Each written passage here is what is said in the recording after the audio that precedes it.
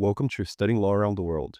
I'm Claudio Klaus. In each episode, I talk with lawyers, law students, and professors from different parts of the world to talk about legal education, careers, and what the profession looks like in real life. We talk about the hard parts, the surprises, and the decisions that shaped their paths. Whether you're planning to study abroad, thinking about working in another legal system, or just curious about how law works around the world, this podcast is for you. Today, I'll be interviewing Rumyana Davidson. She is a former chief legal officer with over 15 years of experience in a global C-suite level, and now she consults and helps companies in the mining and energy sectors, technology, innovation, and many others. I'm very, very excited to chat with her and learn a little more about her experience. Thank you so much for being in the podcast today, Rumi. Thank you very much as well for organizing this awesome initiative. I appreciate it. And to start our conversation, I'd love for you to introduce yourself and share a little bit about your background and what your day-to-day looks like as a founder of Rokaden Strategic Solutions. Yeah, sure. Yeah, I have legal background. So as they call it now here, an internationally qualified lawyer. Of course, when I came, I couldn't practice law. So I had to step down from the purely legal profession and became an advisor. So people started asking me this and that. And over time, I realized if I do this, advise companies on strategy, on business development, or market entry, and so on, why not just opening my own company and my own advisory practice? So it kind of naturally went there. I realized also over time that this business development, connecting people and so on, communicating, this is something I have been doing as a lawyer as well. This is what we lawyers do a lot. So, for example, they would just use the fact that I speak multiple languages and take me to many negotiations where lawyers usually don't go. Often I would even not really disclose myself as a lawyer much. I would be just part of the negotiation team because often when you have a lawyer at the table, you get a bit scared. Oh, where is my lawyer? Why didn't take mine? So people get a bit defensive. So sometimes taking it off the lawyer head helps you communicating with people in business and so on and so forth. So basically, I've been doing this already and it just naturally flew through advisory. Nowadays, what I do is I know many people and I listen to what their needs are. Mainly in the mining area nowadays, less in oil. And when I identify some connecting dots between, let's say, two companies, two projects, two people, and so on, I just make the things work, build a partnership together. And I specialize in building international partnerships between Canadian companies or EU on one hand and emerging markets on the other. Very, very interesting. And you've worked across then like mining, energy, large infrastructure projects in different parts of the world. And you're just explaining how you connect now these companies to Canadian companies. So I'm curious of what first drew you into working into these complex and emerging markets? In fact, I first lived in Libya. I worked in a railway construction project there. So I had already learned some Arabic before, but I started using it a bit more. This knowledge of Arabic, Spanish, and other languages probably made me stand out from the crowd of regular lawyers. And I was invited to work in an oil company, which was building their mining division. So I was learning on the go. I had never worked in oil or mining before. But what was more needed was those transferable skill rather than specific industry knowledge at the time. But mining and oil, especially mining, is a place which makes you travel to very interesting places because mining, as developed as it is in Canada, it is also, well, it's all over the world, and it's usually quite exciting places and remote locations. Even in Canada, it's far in the north, for example. It can be any place in Africa. It can be in the Middle East, in Asia, in Latin America, anywhere. And it's exciting. It's part of the interesting part about this job is that you get to travel to interesting places a lot. That's very cool, very cool. And from what I understand, a big part of your work sits on this intersection of law, strategy, culture. So I'm curious, what the companies most often underestimate when they're trying to enter a new market from your experience. The one thing that people underestimate generally, not only companies, but many people, is communication. So people believe that it is only a language problem, and yet then you hire an interpreter if you don't speak the language, or you just use English as an international language, and it just makes your communication easier. But often Communication is not about knowing a language or even knowing the terminology. It's about understanding the cultural context and the different patterns that people in different parts of the world have.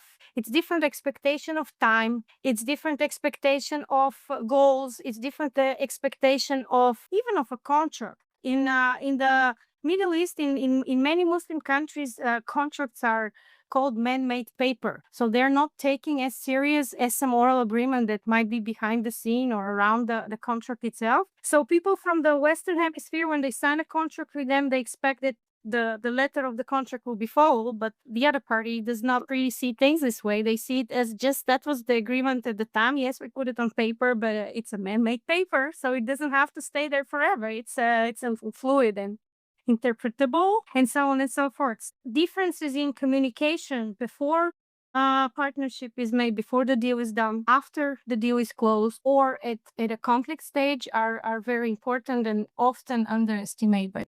Very interesting point. No, I think that makes a lot of sense. The intercultural communication piece is one that really needs to people involved need to be aware. And I'm curious to, being involved in these transactions and projects in Africa, the Middle East, Asia, Europe, all around really. Is there, one lesson from cross-border work that has stayed with you over time? Yes. One lesson, try to listen to people and hear them out first before you speak like about your goals and before shooting your elevator pitch, try to listen a little bit about what they're looking for, maybe customize your real message. That I love that, like short and sweet. That's it. Listen, really, really fun. Being this deeply involved in the mining sector, how do you see, the role of lawyers and advisors evolving in this space? Well, the law of lawyers in more regulated jurisdictions such as Canada and less regulated jurisdictions such as, let's say, Africa or Middle East or the post-Soviet Union space, the rules are different, the expectations are different, and limitations are different. So let's say in the post-Soviet countries, the lawyer is flexible in you're a lawyer and they expect you know all the laws in the entire world, and you have to be able to like orient yourself whenever you go. You just read the contract, you read the law, and you have to understand how it works. While here you are limited by jurisdiction, you're limited by a lot of ethics standards and so on. You're this the unauthorized practice rules and so on and so forth. So the lawyers in some places are less regulated, which means they're more commonly used in transactions where they're not necessarily qualified to do by law. But when you understand the general principles of how things work, it comes to about the same. So the world is divided into two, three legal systems. And once you know how it works, you know what to expect. So even if you need a local lawyer for something, you just point him and you say, I need this. And they tell you, no, we don't have it. And I say, no, I know that you do find it. But how? It does not try to find it there, like somewhere there. And then if they come back to me, how did you know? Like, that's what I do. I know. So, yeah, that's how it works sometimes. I love that. No, it really is interesting. Sometimes we'll also hear people trying to compare, civil law and common law and how different they are. At the same time, more and more, I just see that there's like really a big convergence, especially in commercial law, where basically most of the business world speaks the same language. And, basically everything kind of flows either, with kind of New York as a place or London. And then basically off of that, kind of the whole world of bigger transactions go. And it's been interesting to see. But I also wanted to ask you, when you think about mining, when you think about these careers, I can imagine that it's a very much male dominated, STEM oriented sector. So I wanted to ask you, I saw you were an executive with the executive committee of Women in Mining in Montreal. What has surprised you the most about being a woman and a lawyer in this industry? Well, in fact, the first thing that surprised me was that there was a woman in mining as a group, as an organization. I didn't know about this. Not many people here in Canada also don't know, even within the industry. I was presenting our organization at the board of a big mining association, and the questions I got after this board were very surprising. I heard people say that, "Oh, we didn't know you guys exist." Before, for us, women were the wives of the mining people who would organize dinners or events and so on and so forth, and they didn't really see that we can have a presence in the industry. In fact, now in Canada, about 80%, and worldwide, about 80% of the industry is dominated by men, which is natural. It is normal in a way, but we exist, we make the change, and we bring a different perspective to projects, the boards in the mine. And this is interesting, empowering, sometimes difficult, because sometimes you face a situation like, is there a toilet for girls or no? And stuff like this. In some places it is not really made so. But I was recently in Saudi Arabia at the Resume Forum, and I met a lot of women there that are building their women in mining chapters and their women in mining associations. I also went to Oman after, and I saw women in the mine, engineers and so on, working, and I asked them how it was. And all of them said, they look at you weirdly at the beginning, but once they see that you're good at what you're doing, that's all that matters. And you just do your job, and they just appreciate it, and that's it. Amazing. Well, I saw you were recently in a big conference as well, and it's been very interesting to follow a little bit of your career since we kind of got to share the classroom. I'd love to, maybe before our final question, to hear a little bit more about these opportunities. Do you see them mostly as, a networking opportunity? Do you usually already have, a few specific people that you're looking into speaking in these events? How does that approach comes in the weight of like a strategy and business development for you? Well, in my corporate career, I didn't really have a necessity to go to conferences, and I would go often just for fun or just for the time for hanging out a little bit. I was not proactive there, and I had all the consultants running around me and trying to sell me services and so on. And this was a little bit even a little bit annoying at the time. Now that I'm at the other side of the other group, let's say, I find the conferences extremely enriching and interesting. I don't go much to listen to panels and so on. I just select a few of them when I really need to hear the speaker or connect with the speaker or want to hear something that I know it's going to be new.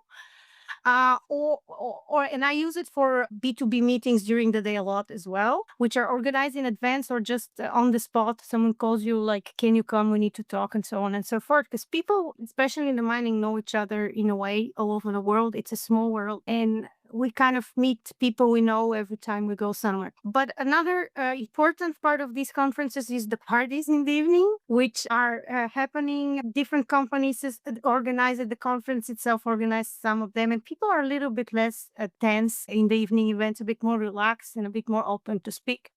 So all these, the official part, the panels, the one-on-one meetings, and the social events in the evening help you network, broaden your perspective, learn the gossip, learn the new things. Sometimes they're behind the scene. They don't talk about this at the panels because it's not something you want to talk about openly and be recorded, and so on and so forth. So it is absolutely necessary to attend some of them, maybe not all. You select at some point, you realize which ones suit better your goals, and it's indispensable, I would say, because that's the personal human contact you have. You cannot have it over Zoom. That's why I don't rarely attend online conferences or something. It just doesn't bring that the same value. Absolutely. No, that makes a lot of sense. I appreciate you sharing that. To wrap up today's episode, I wanted to ask you, thinking about young lawyers who are interested in working in the international sectors of law, mining, advisory roles, what maybe it's a piece of advice that you would give to them to help and plan the next steps, or maybe even an advice that you wish you would have received as a young lawyer starting out? Well, one of the things that we talk a lot about in the mining industry is the gap between people who are going to retire, and majority of people, mining people all over the world, and specifically in Canada, are going to retire in the coming 10 years. And there are not enough young people to replace them. And this is valid for this industry. even lawyers that are specified in this industry are not as many as there are many, let's say, immigration lawyers or family lawyers or criminal lawyers and so on and so forth. In our cohort, I sometimes ask people like, guys, do you want me to share mining events and so on? And there are very few people that are actually interested. And I met many people that that live here in Canada, which is one of the biggest mining players in the world. 40% of the listed companies are listed in Toronto in the mining sector, 40% in the world. And there's so many people who don't know anything about mining, or often I get the question, you mean crypto mining? So now that I say I work in mining, I have to say in the traditional meaning of the word. So yeah, there's so many people who are not aware that this exists, or there is even another side of the problem that many young people have a very negative opinion about the industry as something polluting, as something bad. Sometimes they teach them at school. My kids came from school and someone told them about that. Mama, mining is bad. Why do you do this? And I'm like, what do you mean? Why is it bad? So someone tells them these things, or they hear them from someone, or it's the informational space they grew up in. I can tell you for sure mining is not as bad as they say it. It's in fact one of the most important parts of the transition in energy efficiency and green agenda. Whatever doesn't grow, it is mined. So it's either grown or mined. And all those technologies that we use, including AI, they all need metals and sources of other. So mining is not bad. Mining is absolutely indispensable, very interesting, and it's exciting working in this industry. Very, very nice. So let's imagine here, I just graduated law school. I'm starting my first job and I want to get into mining, but I'm just in a traditional law office. What is just a simple thing that I could start doing? You said attending events would be maybe one of the good ideas. I'm not sure if we say PDAC or PDAC for Yeah, some people call it PDIC, some people call it PDAC. in Toronto, right? And what are some other things that you'd recommend for women joining the Women Association in mining? Women in mining is a great start for both women and men, because also men are welcome at the events. There are regular events. There's a local chapter in many cities, so it's not something. There is also the National Women in Mining Canada, but the events happen in local chapters usually. So there's the Toronto one, there's the Montreal one where I am, and there is the Sudbury, and so on and so forth. So also there are CIM events, Canadian Institute of Mining, and many more. So once you go to 1 2 events, I can tell you the first time I attended PDAC, it was because I was invited at the lawyers' party. In fact, we were their clients, so they invited us, and I took the day pass just to see what's going on. And I was a little bit like, even though I had been working in the mining industry, I was not fronted. I was like, it was my first, and I felt a little bit like weird. And it's huge. I think you volunteered last year. You saw it's 30,000 people participate. It's something like grandiose. And then I went to the first Women in Mining event, and then I didn't know anyone, and I was staying in the corner and didn't know how to talk to people, what to talk about. Everything was so new. Now I'm part of the gang. Now wherever I go, I meet people I know. And this amount of people that I know grows with every event. It's usually quality people.